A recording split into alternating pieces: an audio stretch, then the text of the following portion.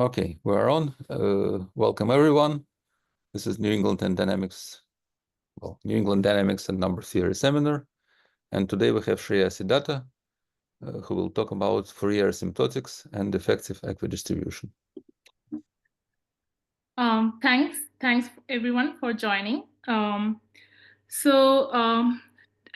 the title of the talk suggests, that I'll talk about a problem in homogeneous dynamics, and I'll try to convince you that some Fourier asymptotics of a measure is going to be very useful for a problem in for an effective equidistribution problem in homogeneous dynamics.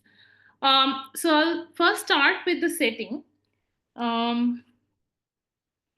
So we'll work in SL2R mod SL2Z. This is the space of unimodular lattices in R2. And I'll denote this set by this X.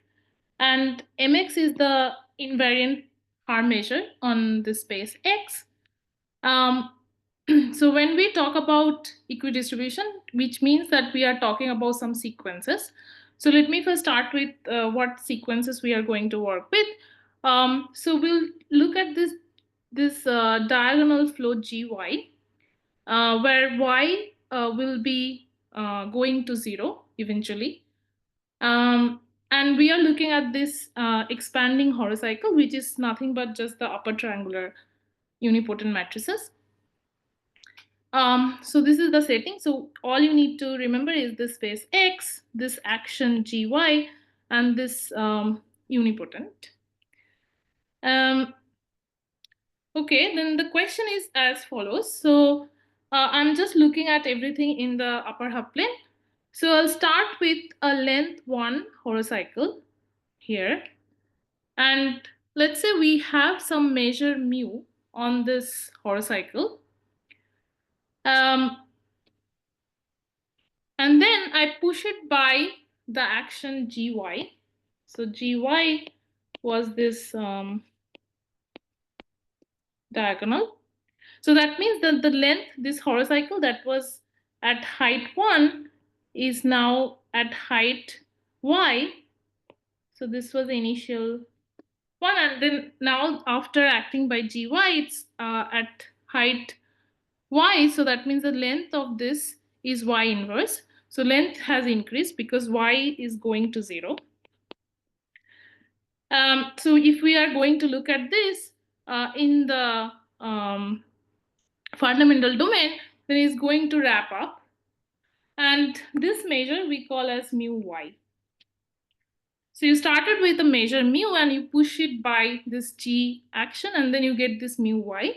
So maybe you can see what is the question. So the question is, as y goes to 0, can we say what is the Weekster limit of mu y? So if mu is everything, like if mu is supported on the whole line, just the Lebesgue measure, then you can see that this red thing is going to be just the whole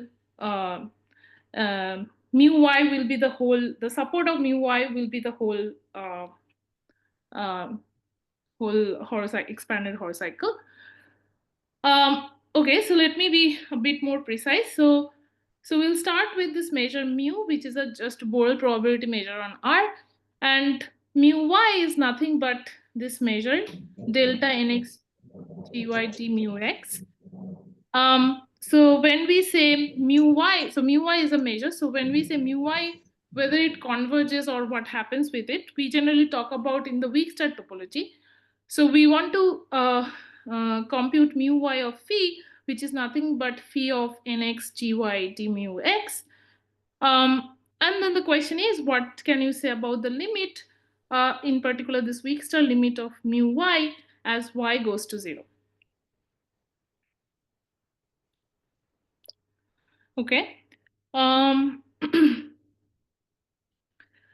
So when the measure mu is nice, I'll be very vague in the beginning what I mean by nice, but we'll say that there is an equidistribution if there is no escape of mass, which means that the Weekster limit of mu y is actually the Haar measure on this space G mod gamma SL2 R mod SL2Z, which is X. So that is the equidistribution problem. And if you know that there is an equidistribution happening, then you can ask even more.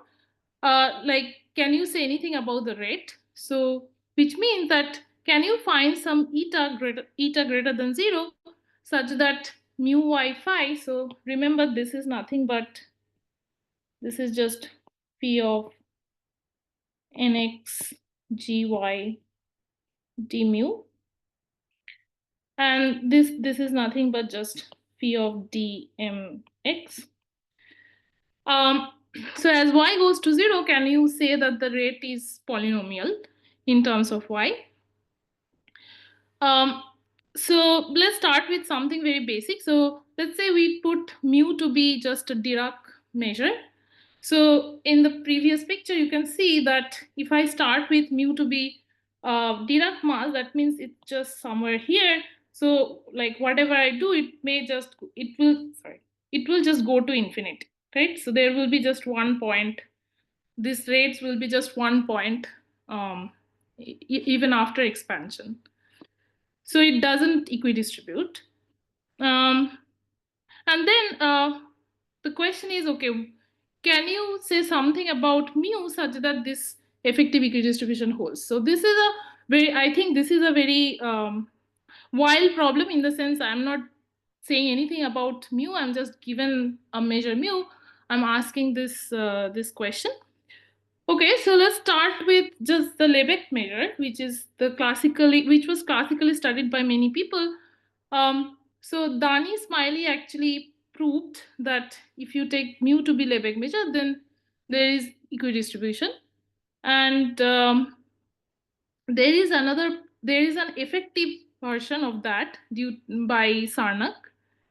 And there are many various versions of this problem where you can actually also vary. I think you can also vary y and um, the starting point where your horocycle is based. So these problems were studied by many people before in case of Lebesgue measure, and one can easily see that this problem is actually ineffective version. The equidistribution problem is actually an ineffective version of Ratner's theorem with a special base point. And in the error term, we had this y to the power eta. So we know that this eta is like half, so half minus some epsilon. And it is a technical thing, but one can show that, and it actually was showed by, I think, Zagier, that showing that eta is the best, which is 3/4, will be equivalent to Riemann hypothesis. Okay, so that is the status in case of Lebesgue. So for this talk, we are interested in the measures. Okay, so let's first start with measures that are nice, more nice than the other measures that we'll talk about later. But let's start with absolutely continuous measures. So Radon-Nikodym theorem says that, okay, so absolutely continuous means that mu is this lambda, which means that if something has volume, Lebesgue volume 0, then the volume under mu should be also 0. And actually Radon-Nikodym theorem says that you can actually write this mu as an integral of a density function, where this density function is positive, obviously, and it is L1. And you okay, so that is the all absolutely continuous measures. And then the things become much more complicated if I go to the singular measures. So one singular measure I already mentioned is the Dirac measure. Then a very interesting class of measures that are called cell similar measures. So I'll not define what cell similar measures are, but it's basically you start with some iterated function system, and then you have an attractor, and then you start with a probability vector which will give you probability factor in the attractor. That's called a self-similar measure. So in particular, you can just look at, we'll sometimes concentrate on this Cantor set KBD. So let me just say what KBD is. So so let's say B is an integer, and B is something that's coming from 0 to B minus 1. And KBD is like the set where the digits in the b-adic expansion, the digits are coming from this capital D. And mu BD will be the natural probability measure, which means that with respect to the uniform probability measure. So like for instance, in the Cantor-Middleton set, you just put equal measure in the part, and then you continue. So this is a specific example of self-similar measures, but okay. And then you can also take, you can take two measures and take their convolution. And this is something people who work in fractal are very much interested in. So you take two, in fact, sometimes they take two self-similar measures and then they study the convolution of them. And it's not necessarily self-similar. If you have certain properties of mu and nu, then in fact, if mu and nu are same, and if they have the same scaling, then I think mu star mu will be self-similar. But in general, it might not be self-similar. And in fact, it may not be even singular. I think it can be anything. So that is one interesting example of measures that one can study. And you can also, this is, I think, the most difficult one, which is that you can start with some singular measure mu, and then you can push it by some non-constant analytic map, or you can just push it by any continuous non-constant continuous map, and you can study that S star of mu. Okay, so the problem that I started with makes sense for any measure, so in particular for all of these measures. And we showed that, okay, there is no hope here, this is false. And so let's see what is the status. And we know that in case of Lebesgue measure, this is true, that there is an effective equidistribution. So let's see what is the status in case of like absolutely continuous measures, and also for some singular measures.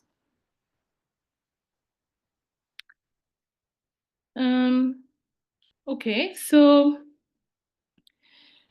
Kleinberg and Weiss, and I think maybe it's known even before them, that if you take mu to be absolutely continuous, which means that there exists a density function rho, which we only know that is L1, then this mu y equidistribute to mx. So this is only equidistribution. The results in this on this page are all equidistribution results. There is no effective.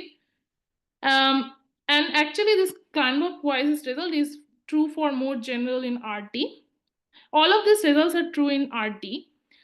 Then there is a result by Kleinberg-Linders-Weiss which says that if you have some geometric properties of mu, which I'll not say what it is right now, so mu is friendly, then if you take the average of these things that we are interested in, mu y, then they converge to a probability measure. So this condition is way weaker than saying it is self-similar or of certain type.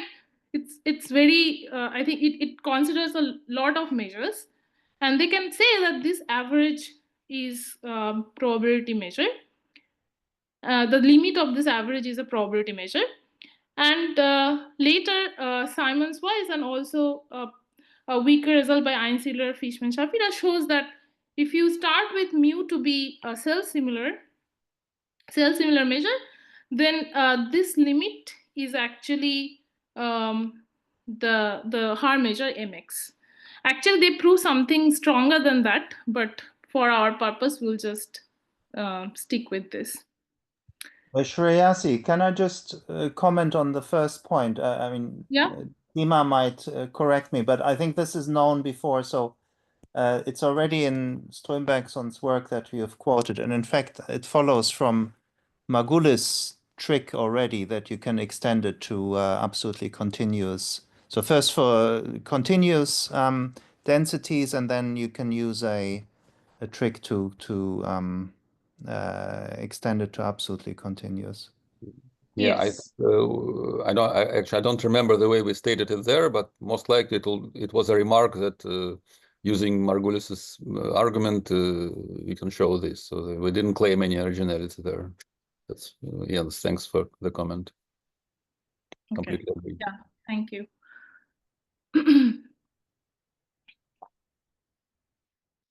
Okay, all right. Okay, so let's see. In general, if I now look at the effective problem, what we have. So in case of absolutely continuous measures,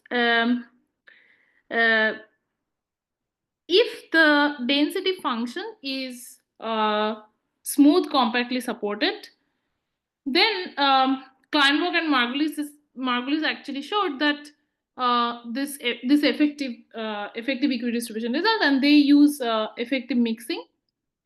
And then there is another recent work where Borklund and Gornick shows that they actually show much general results. Their motivation is something different, but I'm just quoting the part that's kind of relevant to this talk. So they show that if the density function is continuous, then there is an effective equidistribution. So now you can ask, what happens if rho is not continuous? And I'll give you an example in a minute, like when the density function is not continuous.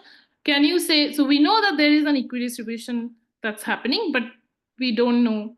And in fact, it's not true that you can, given any rate, you can always find something that doesn't effectively equidistributes at that rate.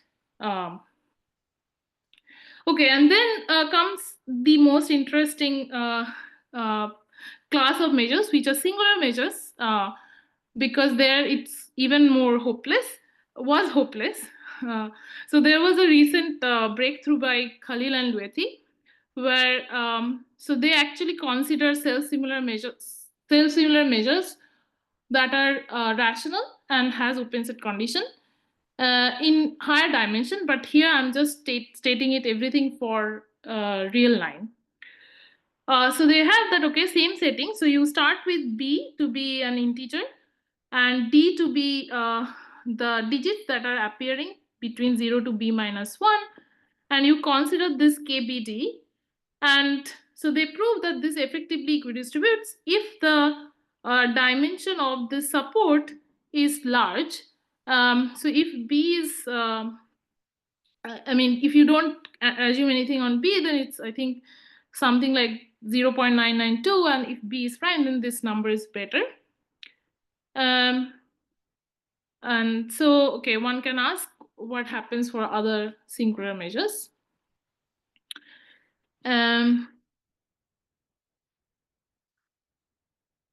Okay, so maybe now I can say first briefly what is the main idea of this work. So the main idea is that we want to connect this, we are able to connect this effective equidistribution problem with the asymptotics of the Fourier exponent mu hat. So mu hat is nothing but just Ex d mu x. And so let me try to convince you why you should expect this is the case. So so let's say you start with phi to be a continuous, phi to be a smooth function, and if you look at this, if you look at this function that we are interested in, so this phi of nx gy d mu x. So this has, if you just ignore the integral, just the function, because you start with phi to be a function from SL to R mod SL to Z. So this in particular is invariant under this group. So just writing like this. So that means that this function without the integral is actually a function. You can think of it as a function in R mod Z, right? So you can have a Fourier expansion, and then if you integrate, then you can get this. I don't know. It's called probably Parseval. That this thing that we are interested in is just nothing but summation phi y. So phi y is this map. So phi y of x is nothing but just phi of nx gy, where phi is a map. Phi is in cc infinity of this. So that means we are interested in understanding this. And maybe you will all agree that if you have more decay of this mu hat, then you have better chance of this showing that this minus the constant term, which is the limit, which is this, is small, right? So if you have more decay here, like just exclude the part m equal to 0. And if you can show that this has very large decay, then you should expect there should be effective equidistribution. So that's kind of very vaguely the main idea of this.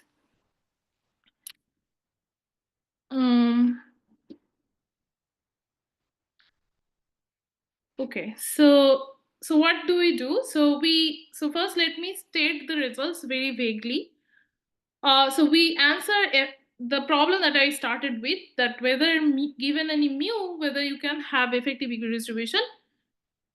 We have this answer.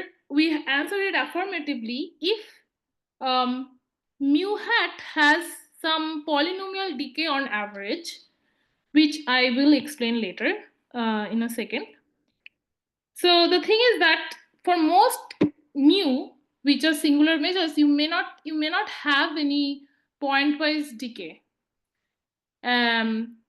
So the idea is that if you have some decay on average, then maybe you can do the effective equidistribution. So that is what we answered, that is indeed the case. So I have to define what this means by decay on average. And then the second thing is that we can also answer the problem when there is a decay but very slow decay, meaning you may have mu hat of m less like 1 by m to the power delta, where delta is very small. So that is kind of the I mean, if not the worst case, but not a good situation. So even then we can answer in some cases where we know more about mu hat. Like we just, not only that we know that there is a small decay, but the rate is very slow, but at least if we know more information about mu hat, then also we can answer. Okay, and then I'll say how that connects to some self-similar measures, or if there, what are the examples that follow. Okay, before that, let me just go back to the things that I mentioned already and connect it with this language of mu hat. Okay, so I initially said that, okay, so if you take mu to be absolutely, so here I just pointed out the cases in absolutely continuous measure case, and I just want to emphasize that what are the good and when it gets bad. So first, if the density function, so we are now in the case when mu is absolutely continuous, which means there is a density. So if the density is cc infinity, one can actually show that mu hat decays at rapidly, which means mu hat of m is less a m to the power minus a, and you can take a to be as large as you like. And this is the case of Kleinberg-Margulis. So they use this effective mixing, but one can show that actually just using this also you can show effective mixing. So this is kind of a good situation.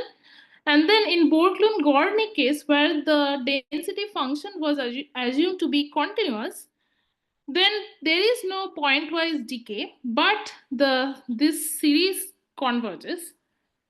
And this is also, we'll see that this is also not that, I mean, it's also a good situation. And let me give you an example where it can actually have very small decay. So if you just take mu to be f star Lebesgue, where f is, let's say, f of x equal to x squared, for instance, then this f star mu hat, this is actually m to the power minus 1/2. Okay, so these are the cases in absolutely continuous situation. And these two are known, and I think this, okay, I'll see this, what, I mean, I don't have any reference where it's written down, but it is true that in this case also effective equidistribution holds. Okay, now the worst case, which is a singular measure, that you may not have any decay. So if you just take KBD, like where base B and digits coming from D, then it's not very hard. So you know that the structure of mu's, right? So you know that, let's say for middle third Cantor set, you know that mu is supported in, like you can, mu is supported on this one and this one, and then you can continue like this, right? So you can actually show using just the definition of mu that in this case that mu hat of 3 is same as mu hat of 3 square is same as mu hat of 3 cube, and so on. And I'll just try to give you a graph, and you can see that it oscillates and it doesn't decay. So then how can you use the property of mu hat in this kind of situations, right? Shreyasi, if could I just add maybe the worst case that I worry about in this problem is measures cannot equidistribute, so they are supported on badly approximable numbers.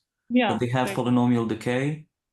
Yes. Maybe not proved, but expected to be as close to the best possible decay, like as close to the big measure kind of rate. Yeah. So somehow even polynomial decay can be your enemy. Yeah. Yeah. So yes, so I'll come to that, but I don't think the decay can be as good as Lebesgue. I think it can be as good as half, but not as good as like Lebesgue. Yeah, that's what I mean. I mean how. So I say this just to mean that your result makes your result even more surprising. That somehow you're still able to just use Fourier. Yeah. Yeah. Right. Thank you. Yes. So Shreyasi, sorry. So in your result, there will be no assumptions for self-similarity? Yeah, there is no assumption on self-similarity. So I'll come to the statement, and probably it will be clearer what is the statement, what we proved. Okay, so I mentioned initially, loosely speaking, what are our results. So first one was where there is no pointwise decay, but there is some decay on average, right? So here comes a definition that we took from Hanu's work. And there were other works after his work where they used or computed this average dimension of a measure mu. And so, okay, so if this is hard to read, this is a precise definition, but you can just think dimension of L1, this is supremum of S, such that summation of mu hat of m less than x. So this is less x to the power 1 minus s. So this definition is, I don't like this definition, but okay, I just write it like this. But actually precisely it's the same as the definition I wrote here. So it's just saying that on average maybe there is a decay, and you can define like L1 dimension. So for any p you can have this definition, and it can be shown. It's not very deep thing to show that this L1 dimension of mu is actually between the L2 dimension and half of L2. And for our talk, only L2 and L1 dimensions are really relevant. And actually only L1 dimension is relevant. And then you may ask, okay, how do you understand this L2 dimension or L1 dimension? If you take some nice measure, let's say AD regular measure, so it just means that if you take the ball centered at support, then this should be r to the power s.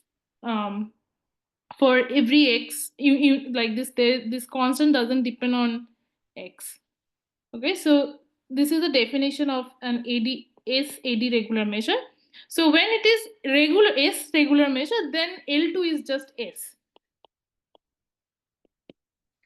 So in particular, if you take this KBD, right, and you were working with this mu BD, we were mentioning about mu BD, and then this measure is actually log the dimension, which is log size of D by log B. So we know that this is SAD regular. So in this KBD case, L1 dimension is going to be in between the Hausdorff dimension and half of the Hausdorff dimension. Okay. Okay. And do you know how to compute it? Yeah. So we didn't do it. So actually, there is a paper by Sam Chow, Peter Bharjo, and Hanu. This came this year, I think February, and there they actually have they actually explain how to compute this L1 dimension. So for the ternary Cantor set, for KBD, yes. What is, for the standard Cantor set, what is the L1 dimension? So for standard Cantor set, this L1 dimension is actually less than half. I don't remember exact number, but it is strictly less than half. Okay, interesting. And okay, but okay, so far we know that this L1 dimension is between the Hausdorff dimension and half of the Hausdorff dimension. Okay, and then I can state my results. So we have the assumption that if L1 dimension of mu is greater than 39 by 64, okay, this number is just nothing but half plus 7 by 64. So if the L1 dimension is greater than this, then there is an effective equidistribution.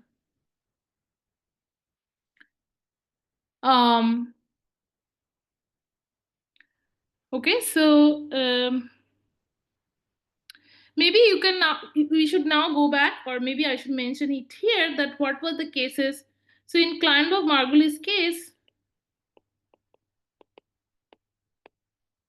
which was that mu hat of m is less than m to the power this, then L1 dimension is just 1. And even in Borklund-Gorny case, also we had this mu hat is this is convergent. So in that case also it's easy to see that L1 dimension of mu is 1. Okay, so that's why I was saying that these are the kind of nice cases. And so our theorem says that, okay, if you can have L1 dimension as low as half plus 7 by 64, then effective equidistribution holds. So in particular, okay, before I get into where it applies, first, maybe we should understand how, if there is a hope to improve this statement further. It is not. So if you use GRC, then you can actually say that this 7/64 disappears. So you can actually, if you assume GRC, you can just write down this statement with dimension of L1 greater than half. But you cannot improve the statement beyond that. Why? Because what Khalil mentioned, that actually Kaufman constructed a measure, a mu, that is supported on, I'll not define variable approximable at this point. So it is actually supported on some set, which we know that if there is an effective equidistribution, so which we know by actually Khalil and Luethi's work, that if there is an effective equidistribution, this kind of set should have measure 0. But Kaufman actually constructed a measure supported on this set, and he actually showed that this mu that he constructed has polynomial decay, but close to half, but less than half. So from there, you can see that L1 dimension in that case will be very close to half, but smaller than half, and there is no effective equidistribution. So this statement is, this theorem is in some sense optimal if you use GRC.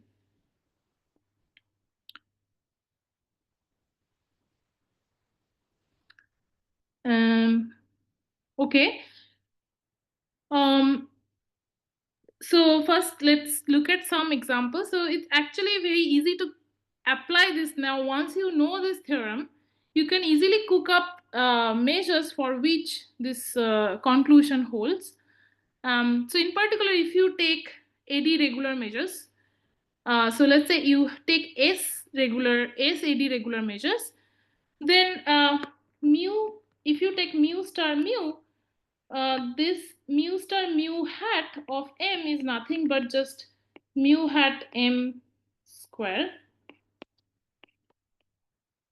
So from this, you can see that L1 dimension of mu star mu is same as the L2 dimension of mu, right? And we know that if you are working with regular measures, then the L2 is nothing but the S, right? So in particular, if S is just greater than, so in this case, S is the L1 dimension of mu star mu, and our theorem says that as long as S is half plus 7/64, then the conclusion holds. And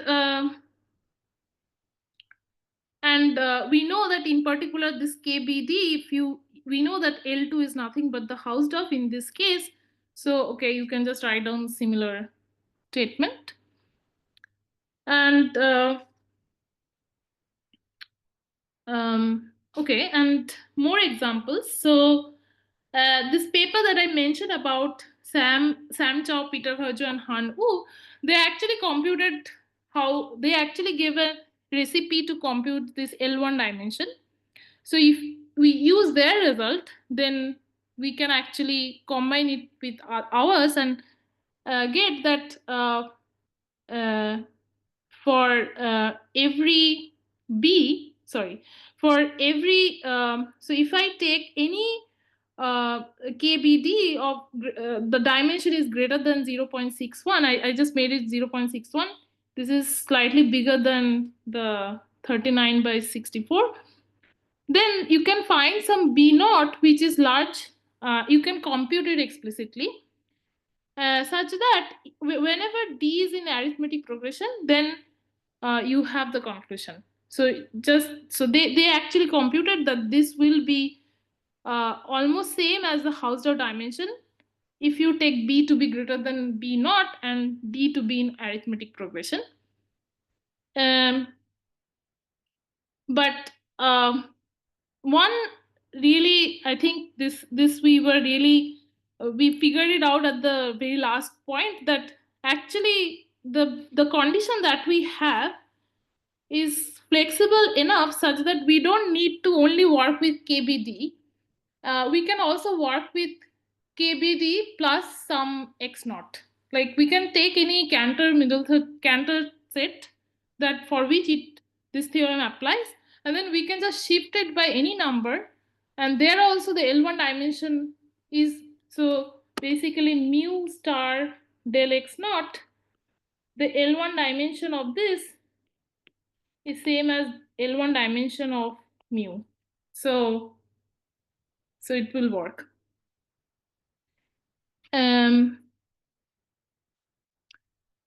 Okay. So from Khalil and Luethi's work, this actually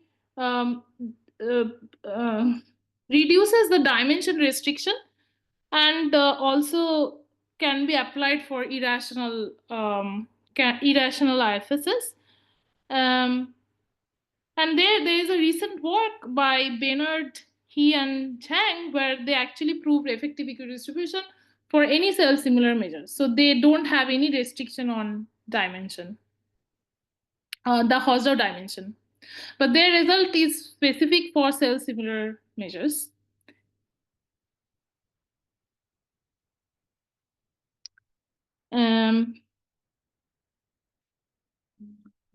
Okay.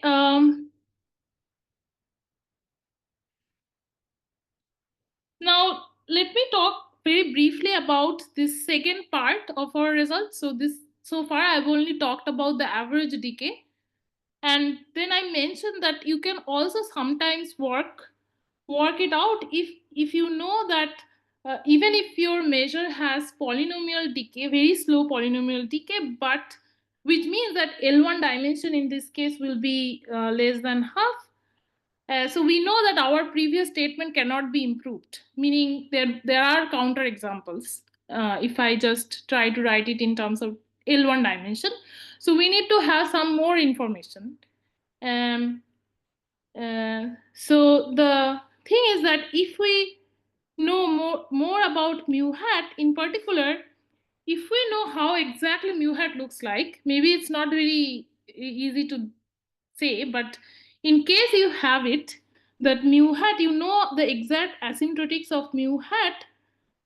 So let's say in this case, this is a specific case of a theorem that, let's say, mu hat of xi, you know that it has polynomial decay, but you also know that this is just like xi to the power minus delta. Delta is very small, plus the error term, which is plus this error term. Then also you can do the effective equidistribution. So this is in this case, L1 dimension, the previous theorem is no more applicable because the L1 dimension in this case will be strictly greater than half. But because we have this more information, still we have the same answer. And one example of such mu for which this is known is the F star Lebesgue. So maybe, so after we were done with this paper, some people say that, okay, you may probably be able to do this without going through the previous result. So I just wrote it as a corollary, but I couldn't find any reference for it. So if you take this measure F star of Lebesgue, where F is an analytic non-constant function, so you know that there are only like there are only finitely many zeros of F or F prime and so on. So if you use the stationary phase calculation, which precisely gives you what mu hat is, which precisely gives you what this formula basically. So using that, you can conclude for this F star Lebesgue.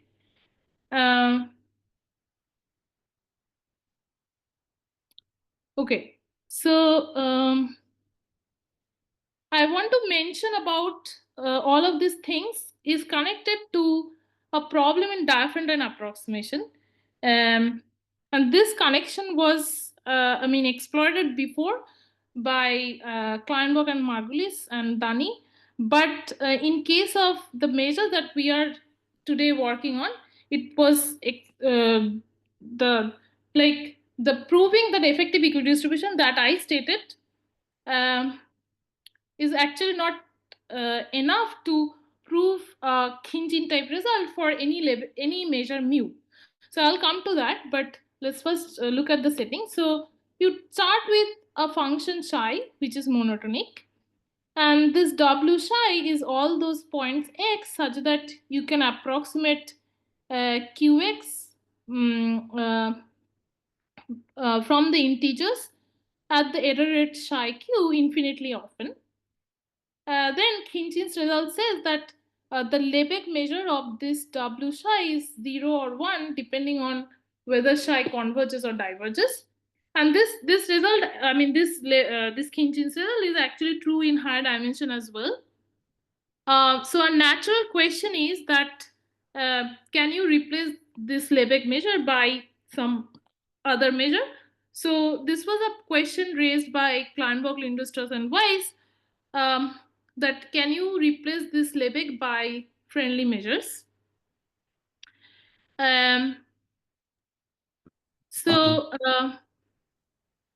Well, to this question, the answer is no, again, by Asama's argument, because you can put a friendly measure inside Bedler approximable numbers. Yes. So you need to kind of specialize to self-similar or some yeah, things. so you need to have more condition than just, yeah, right. Okay, so I want to mention about the result by Han, and so I already mentioned about the result by Khalil and Dwethi, where they have mu on an rational IFS with open set condition, and they have some dimension restriction. Then they have both convergence and divergence of this result. And I also want to mention about Hanu's result, where he actually has the similar condition as we do. So he has this L1 dimension is greater than half, then he can show the convergence, and he has divergence for some specific approximating function. So now, using our effective equidistribution result plus a theorem by Khalil and Dwethi, which says that if you have those effective equidistribution results, and if you have some open set condition, and I think self-similar and open set condition, then you also have the divergence. So we have, if you have mu to be KBD supported on KBD, mu to be the natural, we actually don't need natural, we just need the support to be KBD. So mu is a self-similar measure which is supported on KBD. And if we know that the L1 dimension is 0.61, which we know for many, as we have seen shown, then the divergence part is also true. And I want to mention that actually there is a lie in what I'm saying. Actually, the effective equidistribution statement that I showed is not enough to divergence, but we have to prove the effective equidistribution result where the starting point is also varying. So we actually proved that as well. But I'm not going to mention about that here.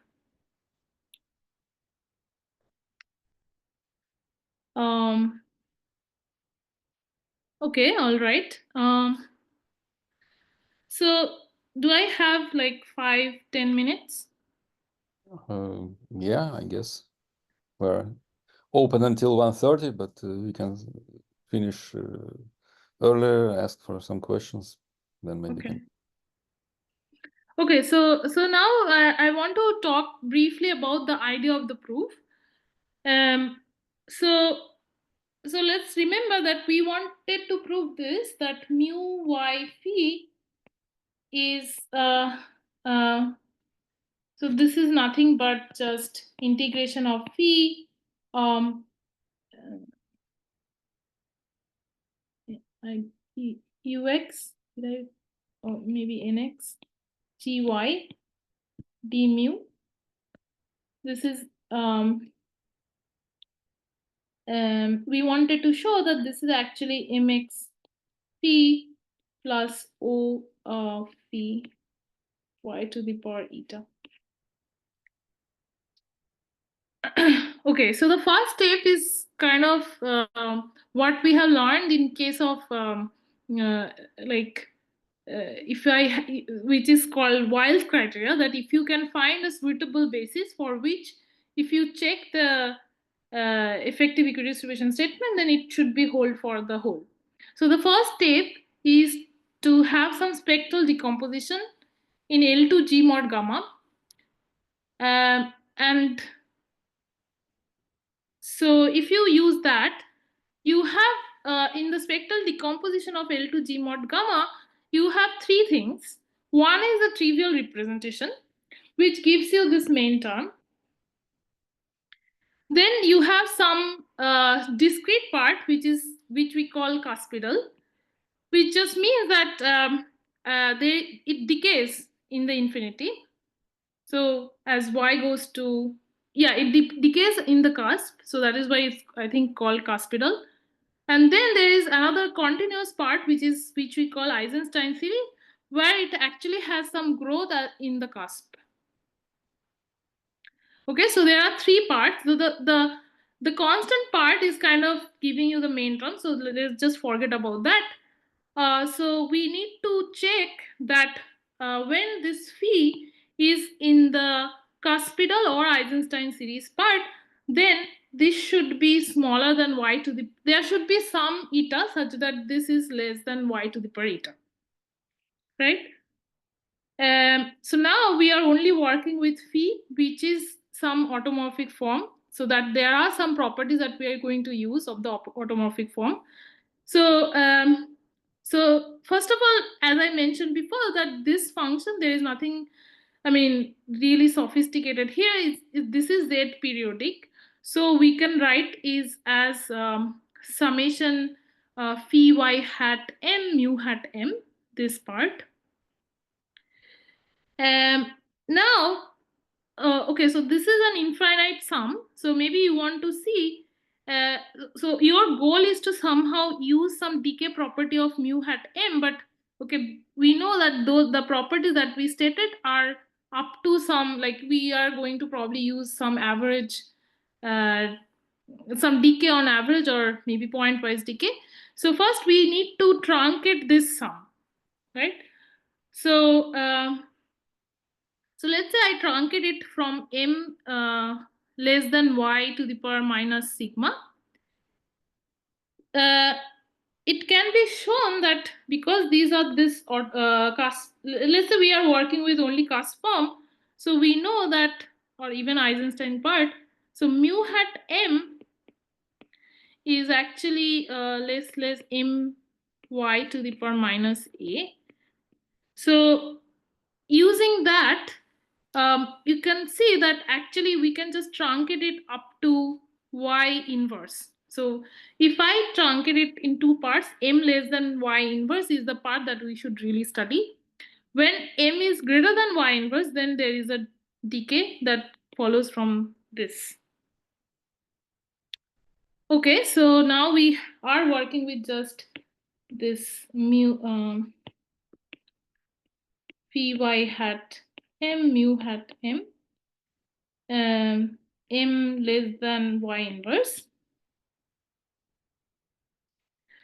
Okay, and this thing phi y hat m, this when m is less than y inverse, this is actually product of lambda m times y to the power half, where this lambda is a Hecke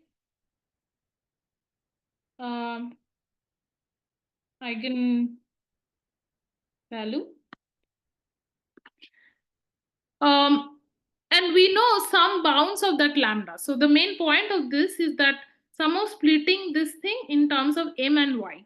Okay.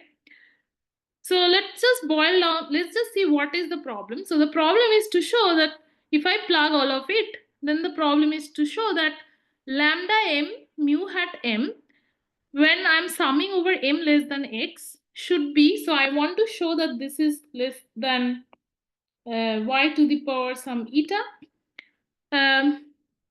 So x equal to y inverse. So we want to show, so if I plug lambda m equal to y to the power half, we actually want to show that lambda m mu hat m summation is less x to the power half minus delta. Okay, so forget about everything I said so far, just concentrate on this thing.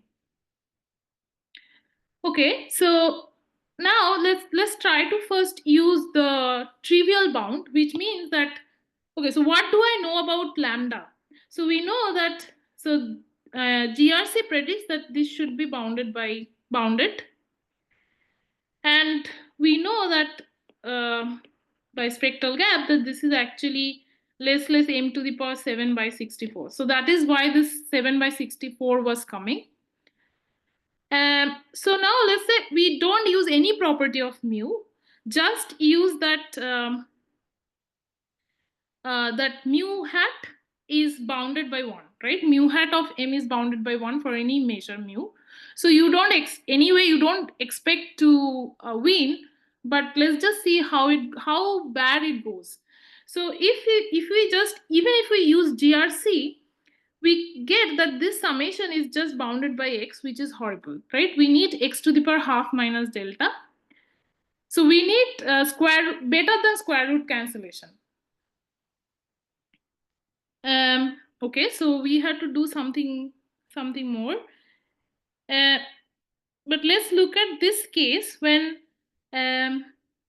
which I said is better. Like when we have a decay at mu hat better than half. So let's say mu hat m is less m to the power minus something that is greater than half. Then one can actually just use GRC on average, which is known. So let me just write down what it is. So lambda m square m less than x. So this is less than x. This is less than x. So this is known, and if you use that plus summation by parts, you can see that because this has a decay of this much, you can actually show that this whole sum is less x to the power half minus delta. Okay, but this is not our situation. This is, yeah, this will follow from our situation, but this is not our situation. All right. Okay, now let's say, so let's remember, so we have lambda m mu hat m. This is the sum we want to understand. Now if I use Cauchy-Schwarz at this point, and I use the GRC on average, which says that this is less than x to the power half, which is known. And if I use this thing, which is just nothing but half of 1 minus L2 dimension of mu, then in order to win, meaning in order to show that this is less x to the power half minus delta, we need to have that the L2 dimension is less than greater than 1, right? So in order this to be less x to the power half minus delta, L2 of mu should be greater than 1. Sorry, greater than 1. But we know that in most cases where, like at least for AD regular cases, we know that this is nothing but the dimension of the supporter, the S that comes with this AD regularity. And then if we are using the singular measures, then it's not true. So okay, what we did is that we actually use we use the spectral gap. We use the property that lambda m is pointwise less than m to the power 7 by 64, and we use the L1 dimension of mu. So that is why we have, so instead of Cauchy-Schwarz, we use 1 infinity holder. And that's why we get this 7 by 64 plus 1 minus L, where L is converging to the L1 dimension. So you can take something L1 minus epsilon.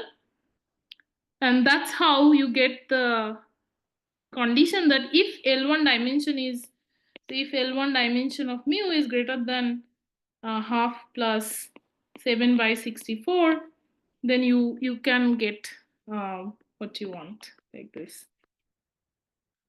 So that is the main idea in our first theorem. And the second theorem is more technical, where we know that L1 dimension is in fact less than 1, but we know better statistics about mu hat. So I want to just mention about this cancellation in additive twist. So if you actually remember that mu hat in the second theorem, the mu hat m was E of m alpha by m to the power something delta plus O of m to the power some delta naught, which is greater than half. So if you just take E of m alpha here, Utila's bound gives us that it is less x to the power half, which means we are exactly at border. And if we use this extra decay of mu hat, then we were able to prove the half minus delta bound. But that's more, I mean, that's very technical, but I'm just saying why where it fails and how maybe you can improve it, like just the overview of the proof. Okay, so that's the end of my talk, and thank you very much. Okay, well, thank you, Shreyasi. This was great. Let's give you a round of applause, either by pressing some button or just like this. Any questions, comments? We still have some time for questions. So I have actually one comment and one question. Yeah. When you say at some point you cited our work with Margulis, right here exactly, saying that you have that it's for Fourier. So anyway, so what we did is we talked about matrix coefficients which were smooth, or even C infinity or C something. We also had an appendix in this first paper where we showed that if you have Hölder continuity, it will still work. So I don't know how relevant it was. So basically, if you have a Hölder continuous function and you convolve it with something analytic or something C infinity, then you can extract the original one from the convolved one. So I don't know how it is related to this historical framework, and we didn't talk about Fourier decay, so I don't know how maybe it doesn't affect. But the question is, I'm just trying to understand what is the new impact of this work. So suppose we only talk about the corollary applications to Hinchin's theorem. So do you have a so do you have an example of an interesting fractal set for which you can prove divergence or convergence Hinchin's theorem that's not covered by any other work? Because I'm a bit confused. So now the self-similar case is done completely. Yeah. So what else can you do beyond self-similar? Of course, you have this general theorem. If you have an estimate on one dimension, then it works. Yeah. So what are the sets which are not self-similar and for which you have that we didn't one dimension? Yeah, so we didn't check. So we only checked. So like using our effective equidistribution results, and then we used Khalil and Dwethi's transition, like from effective equidistribution to Khinchin, Yes. and Yes. there they actually use that it is self-similar and more. So the transition only works for self-similar? I mean, at least So convergence, in the convergence case, it doesn't require cell similar, but for divergence, I think it requires cell similarity. Okay, so for the divergence case, you don't add anything new to here Bernard. So Brenner's work came actually 2 months after us. We were Yeah, not out. I understand. Yeah, of course they came later. But still, I'm curious whether or not you. Yeah, I you don't think we add can- anything to their result in case of cell similar measures because they consider any. case So. of self-similar measures, I understand, but maybe you can treat something not self-similar. Yeah, that. But what would it be? I wonder. I'm just curious. Maybe it's okay. Yeah, I don't know. I had to understand the transition better to see that if it can be applied for the divergence part. If we can, so if we can use this kind of measures, like if we take, for instance, this, like take any AD regular measure and then like convolve, and if the S is greater than this 39/64, but then I have to check, I did not check whether one can use this transition in a different way so that it is applicable to not cell similar measures. Okay, thank you. So I see some hand next to Jens, but I don't know if it's a like or it's something that you want to say. Yeah, Sorry, I have a question. I was just making a comment with what Kleinbach just said. So there might be a hope to prove that, so it's not divergence, but one can try proving that that mu, if mu has a 0-1 law, then and mu has this L1 dimension larger than this 39/64, then mu has divergence. That might be a I would say maybe a hopeful thing to expect. But we need to have a 0-1 law. Without a 0-1 law, we cannot do anything. So what Khalilwithi did is they said that, okay, if L1 dimension is well, if it has effective equidistribution, then we have convergence automatically. But maybe using their proof technique, one can prove that if you have effective equidistribution, then this mu of W psi, the W psi is C defined, that has positive measure, but only that. And then if you have a 0-1 law for mu, then we can prove, okay, mu W psi would be 1. But so that might be a hopeful statement. So can we use effective equidistribution to prove mu of W psi is positive whenever psi diverges? Okay. Okay, interesting. Yeah, thank you for the comment. It's great to have both authors actually say something. But we're running out of time, and I want to hear what Jens has to say. So my question is, so your proof reminds me very much of Strömbergson's approach. And he was able to also consider sort of shrinking intervals for your, so when you talk about your measure mu, so this, you consider a uniform measure on some interval AB, and AB can shrink as y tends to infinity.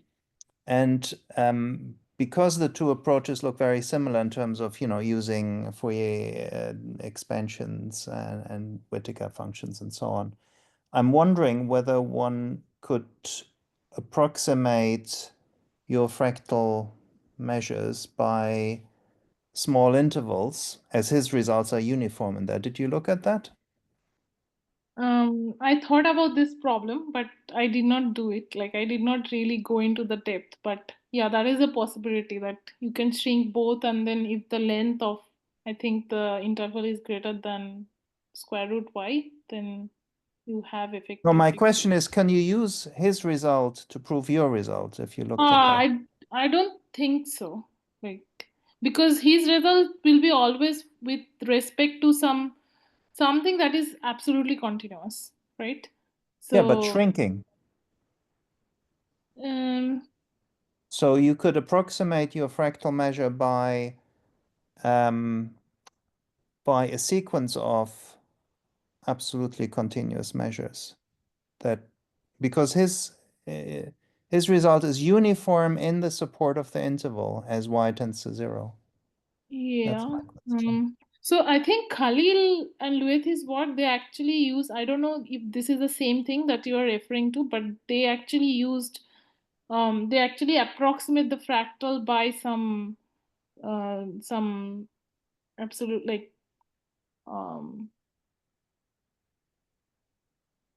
so the definition of the fractal measure says that it will be approximated by measures that are supported on small intervals. And they actually used effective equidistribution result of Strombergson to get their effective equidistribution result. But in our case, we don't think that will help because we don't have any self-similarity. But yeah. Okay, I see. That's interesting. And then, I mean, the follow-on question is you focused on SL2Z here. What if you go to non-arithmetic Fuchsian groups?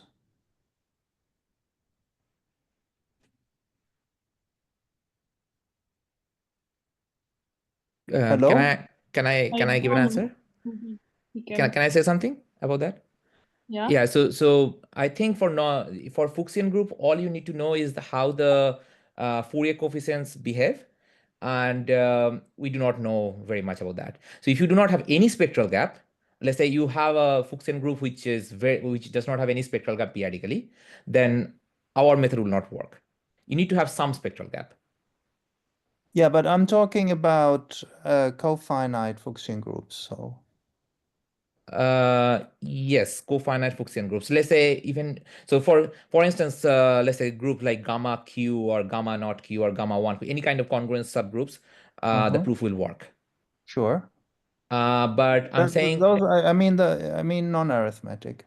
Yeah, not for non-arithmetic. So as our proof goes, we need some bound for the Fourier coefficient of the automorphic forms, But which you do have those, right? But not non-trivial. Yeah. The non-trivial You bounds, only I mean, need average bounds, right? So maybe you could look into the work of Strombergson because he's using non-trivial bounds for those. So if I understand correctly, I think you need better than what this so-called Jacques-Salaika bound, which is the trivial bound. If we have the trivial bound, then we do not have any equidistribution, or at least our proof will not work. We need some saving for that, some saving point-wise. But well, I'll look at this, but I'm doubtful.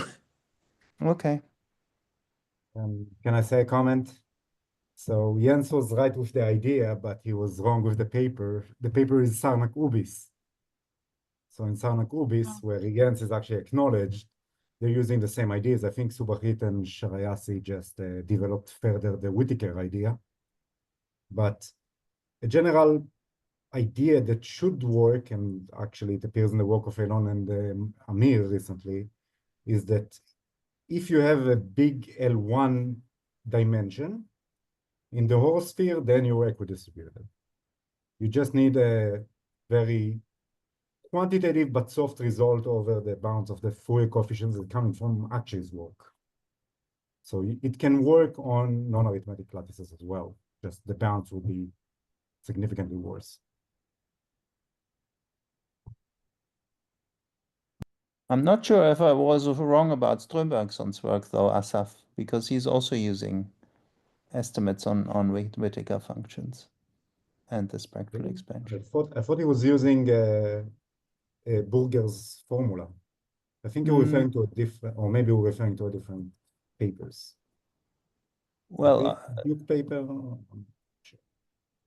Okay, I'll look again. I mean, he has got two papers, one in Duke and one in JMD, and I think it's somewhere in there. But anyway, I have a paper with Andreas where we do use the Whittaker functions on the Kronecker sequence. Anyway, it's not important. I think the important thing is how it sort of fits together with this. But thanks, Shreyasi. Very interesting talk. Thank you. Yeah, I agree. Okay, well, I'm happy that we had this nice discussion at the end, but it's probably time to finish. So thank you again. Thanks to all of you, and we'll meet again soon.